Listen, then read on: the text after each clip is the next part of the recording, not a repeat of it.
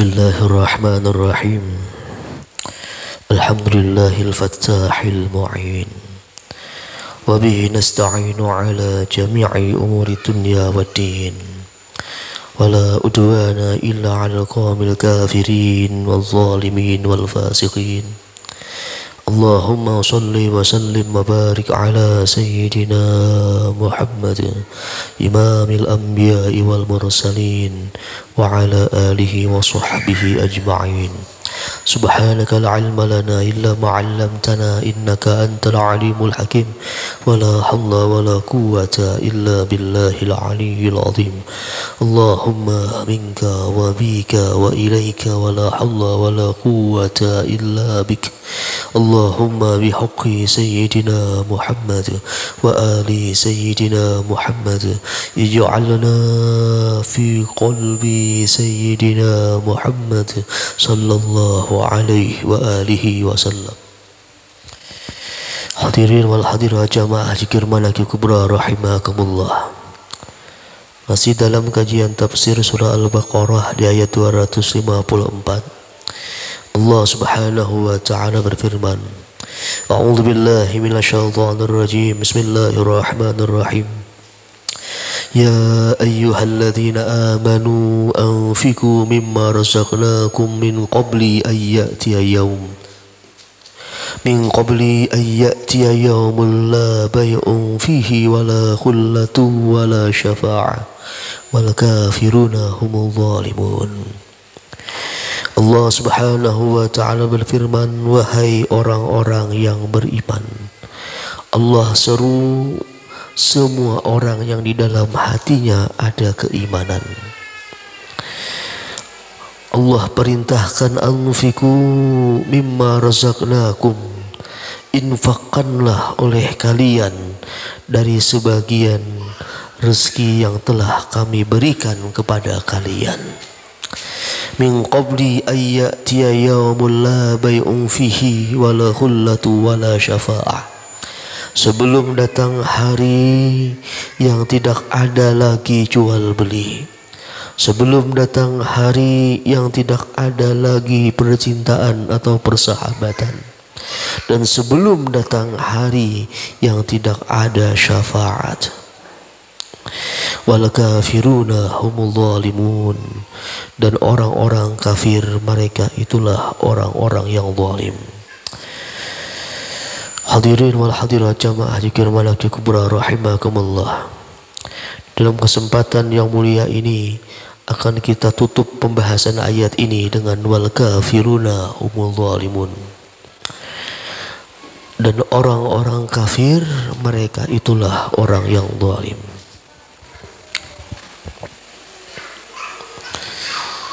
Wal kafiruna humul zalimun. Hadirin wal hadirat jamaah zikir Malaki Kubra rahimakumullah. Mungkin di antara kita muncul sebuah pertanyaan, kenapa Allah Subhanahu wa ta'ala menyebutkan di akhir ayat tersebut dengan wal kafirun humul zalimun? Kenapa Allah menutup ayat ini dengan kata-kata wal kafiruna humul zalimun? Apa hubungannya ayat ini dengan infak?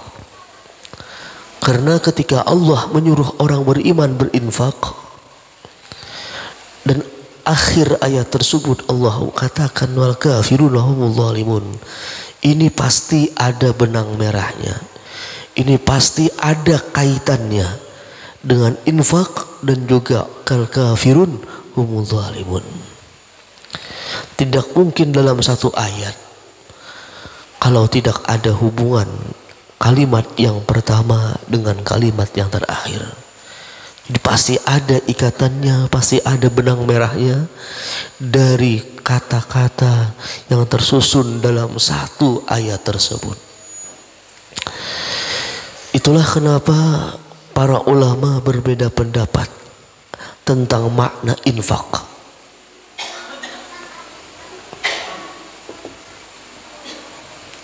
Atas 3 pendapat. Jadi ada 3 pendapat para ulama ini tentang infak. pertama pendapatnya Al-Imam Hasanul Basri rahimahullah. Beliau katakan di ayat ini yang Allah maksud infak ialah infak yang wajib atau bisa dikatakan zakat. Imam Hasanul Basri berpendapat bahwa infak di ayat Al-Baqarah 254 ini, ayat itu maksud infak di sini kata Imam Hasanul Basri maknanya ialah zakat. Itulah kenapa kata Imam Hasanul Basri di ujung ayat tersebut Allah katakan wal kafirun, orang yang kafir. Karena ketika seseorang mengingkari adanya zakat, secara otomatis dia sudah tergolong orang-orang yang kafirun. Kalau dia mengingkari tentang kewajiban zakat, maka dia bisa dikategorikan wal kafiruna humul zalimun. Ini alasan Imam Hasanul Basri mengatakan infak di ayat tersebut ialah infak wajib atau zakat. Yang pendapat yang kedua, pendapat jumhur ulama. Ini mengatakan infak di sini ialah infak sunat. Ada yang mengatakan wajib, namun jumhur ulama mengatakan sunat. Sedangkan wal kafirun humul zalimun, kalimat kafir di sini menurut jumhur ulama ialah orang yang kufur nikmat, bukan kafir secara yang berlawanan dengan kata Islam. Namun kafirun humul zalimun, mereka bisa dikatakan orang yang kufur dengan nikmat. Kufrun duna kufrin. Maksudnya kekafiran di sini bukan kekafiran lawan dari kata Islam, namun maknanya ialah kufur dengan nikmat. Karena ketika seseorang punya harta namun dia enggan berinfak, dia secara tidak langsung dia telah kufur dengan nikmat yang telah Allah berikan kepadanya. Pendapat yang kedua. Sedangkan pendapat yang ketiga, para ulama mengatakan gabungan antara wajib dan sunat. Ada yang mengatakan wajib, maksud keduanya. Jadi pendapat ulama yang ketiga, makna infak di ayat Al-Baqarah 254 ini tergabung infak wajib dan infak sunat. Ini tiga pendapat ulama menyikapi ayat anfiqu mimma razaqnakum min qabli ayyatiya yaum al-ayat. Jadi infak di sini ada tiga pendapat. Nah, kenapa ujungnya wal kafirun humul zalimun? Hadirin wal hadirat jamaah zikir manaqib kubra rahimakumullah. Di kalimat ini pun kalau sejenak kita pikirkan, kita renungi wal kafirun humul zalimun ini, kalau sejenak kita pikirkan seolah-olah ada ketidaksesuaian. Kenapa? Karena kafir ini lawannya adalah Islam, sedangkan zalim, zulmun, lawannya adalah adlun, adil. Namun Allah subhanahu wa ta'ala kenapa di ayat ini menggabung wal kafirun humul zalimun? Para ulama ada memberikan alasannya. Hikmah kenapa Allah mengatakan wal kafirun humul zalimun? Kenapa Allah katakan wal kafirun humul zalimun? Ada pendapat ulama yang mengatakan ketika seseorang mengingkari Allah sebagai Tuhannya, ketika seseorang mengingkari Nabi Muhammad sebagai Rasulullah, maka ketika itu juga dia itu pada hakikatnya telah menzalim kepada dirinya sendiri. Wal kafirun humul zalimun, orang kafir mereka itulah orang-orang yang zalim. Jadi ada pendapat ulama mengatakan ketika seseorang tidak mengakui Allah sebagai Tuhannya, tidak mengakui Muhammad sebagai Rasulnya, ketika itu dia telah menzalim dirinya sendiri. Itu kenapa Allah katakan wal kafiruna humul zalimun. Meskipun secara kosakata berbeda artinya, namun di sini ada kesesuaian maknanya. Ketika orang kafir tidak mengakui adanya Islam, pada hakikatnya dia telah menzalimi dirinya. Hadirin wal hadirat jamaah zikir malaki kubra rahimakumullah. Ayat ini pun sebenarnya kalau dikaji lagi penuh dengan hikmah. Wal kafirun humul zalimun ini kalau kita bedah lagi di sini pun ada tersirat hikmah yang luar biasa. Dan ini pernah dikatakan oleh Atha ibnu Rabbah. Atha ibnu Abi Rabbah. Beliau ini seorang tokoh tabi'in, wafat pada tahun 115 Hijriah. Nama beliau Atha ibnu Abi Rabbah, seorang ulama yang luar biasa. Kenapa? Beliau punya guru yang alim dan punya murid pula yang alim-alim. Beliau punya guru yang bernama Ibnu Abbas, beliau punya guru yang bernama Jabir dan lain sebagainya. Beliau seorang tokoh tabi'in, punya guru sahabat Ibnu Abbas, sahabat Jabir dan lain sebagainya. Dan beliau pun mencetak murid-murid yang alim. Di antaranya murid beliau Malik bin Dinar, di antara murid beliau Qatadah, di antara murid beliau Imam Auza'i dan lain sebagainya. Atha bin Abi Rabbah ini pernah menyikapi makna yang tersirat dari wal kafirun humul zalimun. Apa kata Atha ibnu Abi Rabbah menyikapi ayat tersebut? Kata Atha ibnu Abi Rabbah, segala puji bagi Allah subhanahu wa ta'ala karena dia telah mengucapkan wal kafiruna humul zalimun, dan Allah tidak membaliknya, waz zalimun humul kafirun. Kata Atha ibnu Abi Rabbah, segala puji bagi Allah karena dia telah mengatakan wal kafirun humul zalimun, dan Allah tidak membalik kalimatnya wal zalimun humul kafirun. Karena ketika Allah membalik wal zalimun humul kafirun, ketika Allah membalik kalimat tersebut, berapa banyak manusia yang kafir. Karena manusia sangat banyak menzalim dirinya sendiri, menzalim orang lain dan lain sebagainya.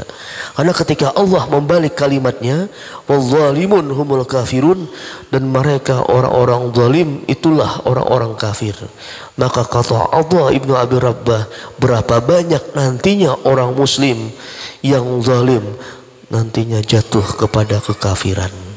Itu kenapa beliau katakan segala puji bagi Allah yang telah mengatakan wal kafiruna humul zalimun, dan Allah tidak mengatakan wal zalimun humul kafirun.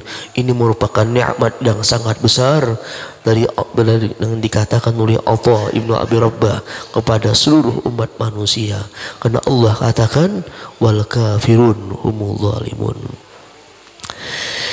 Hadirin wal hadirat jamaah zikir manaqib kubra rahimakumullah. Dalam Al-Quran itu ada 2 ayat yang berurutan dan 1 ayat yang berdekatan. Dan di ayat tersebut mengumpulkan 3 karakter manusia yang tidak baik, yaitu kafir,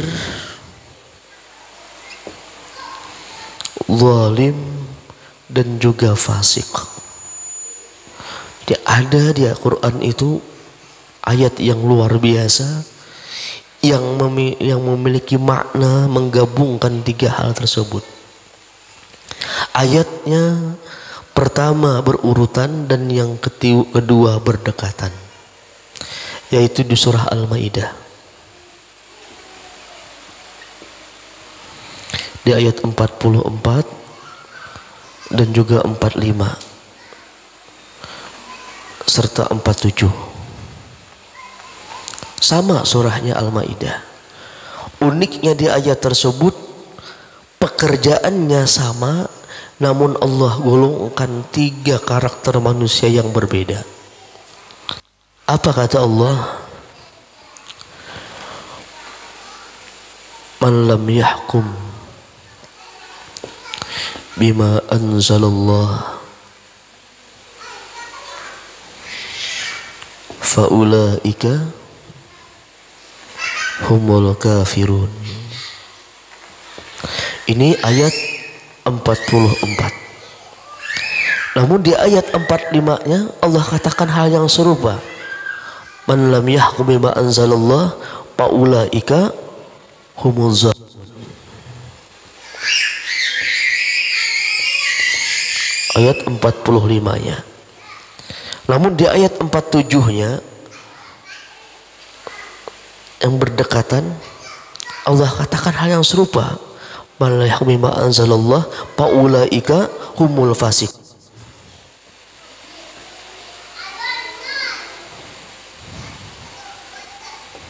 47. Nama surahnya sama, Al-Maidah.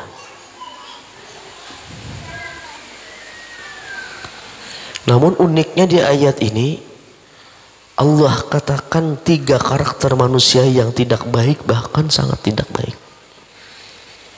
Pertama al-kafirun, yang kedua al-zalimun, lalu yang ketiga al-fasikun. Kafir, zalim, fasik, ini karakter manusia yang tidak baik. Uniknya satu kesalahan yang sama, namun di situ Allah menyebutkan 3 karakter yang berbeda. Man lam yahkum bima anzalallah faulaika humul kafirun. Siapa yang tidak menghukumkan sesuatu yang Allah turunkan kepadanya, maka mereka itulah orang yang kafir. Di ayat berikutnya Allah katakan hal yang serupa. Siapa yang tidak menghukumkan sesuatu yang Allah turunkan kepadanya, mereka orang yang zalim. Di ayat berikutnya 47, 44, 45, lalu ke 47 Allah katakan hal serupa lagi. Man la yahkum bima anzalallah faulaika humul fasikun, orang yang fasik. Jadi ayat ini pernah dikonfirmasi kepada sahabat Ibnu Abbas radhiyallahu anhu. Jadi ada seseorang sahabat lain yang bertanya, wahai Ibnu Abbas, apa yang dimaksud 3 ayat ini? Apa yang dimaksud redaksi 3 ayat ini? Di ayat yang 44 Allah katakan kafir, yang ke-45-nya zalim, dan 47-nya fasik. Sahabat Ibnu Abbas yang terkenal dengan ilmu tafsirnya, beliau memberikan jawaban. Atau Ibnu Abbas, man jahada ma anzalallah faqad kafara wa man aqarra bihi wa lam yahkum bahwa zalimun fasikun. Jadi Ibnu Abbas menyatakan hal yang demikian. Kata beliau, man jahada, barang siapa ingkar ma anzalallah, ingkar sesuatu yang Allah turunkan kepadanya, faqad kafara, sungguh ia telah kafir. Kalau dia ingkar hukum Tuhan, kafir. Hukum Tuhan wajib zakat, wajib sholat, wajib puasa, dia ingkar, maka faqad kafara. Namun kata Ibnu Abbas, wa man aqarra bihi wa lam yahkum, dan jika ia mengakui saja hukum Tuhan namun tidak menghukumkan, tidak mengerjakan hukum Tuhan, bahwa beliau katakan mereka bahwa zalimun fasikun, mereka adalah orang yang zalim dan fasik. Ibnu Abbas menyamakan makna zalim dan fasik di ayat tersebut. Beliau globalkan maknanya bahwa zalimun fasikun, zalim dan fasik. Bisa kita lihat dalam tafsir Ibnu Katsir disebutkan hal yang demikian. Nah, jadi di ayat ini ketika orang konfirmasi kepada sahabat Ibnu Abbas, beliau memberikan jawaban bahwa ketiga ayat hukum Tuhan ini tergantung kitanya pribadi. Kalau kita meyakini ingkar, kalau kita mengingkar dengan hukum Tuhan, maka sungguh kafir. Kalau kita mengakui namun tidak mengerjakan, itu zalimun dan fasikun. Zalimun dan fasik. Meskipun kalau kita lihat kitab Mu'jam Lughatil Fuqaha, makna zalim dan fasik ini berbeda. Kalau sahabat Ibnu Abbas menyamakan, Namun kalau kita buka kitab Mu'dham Lughatil Fuqaha, di sana dijelaskan perbedaan makna kafir, zalim dan fasik. Kalau kafir orang yang mengingkari hukum Tuhan, zalim ini orang yang mengambil hak manusia secara semena-mena, sedangkan fasik ini orang yang memperbuat dosa besar atau mengekali dosa kecil. Itu makna fasik secara dalam kitab Mu'dham Lughatil Fuqaha.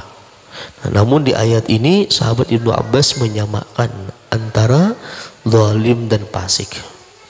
Nah, ini ada 3 ayat Quran yang sama kata-katanya, namun Allah jadikan 3 karakter manusia yang berbeda: kafir, zalim dan fasik. Dan memang di Quran itu banyak hukum-hukum Tuhan, bahkan lebih 378.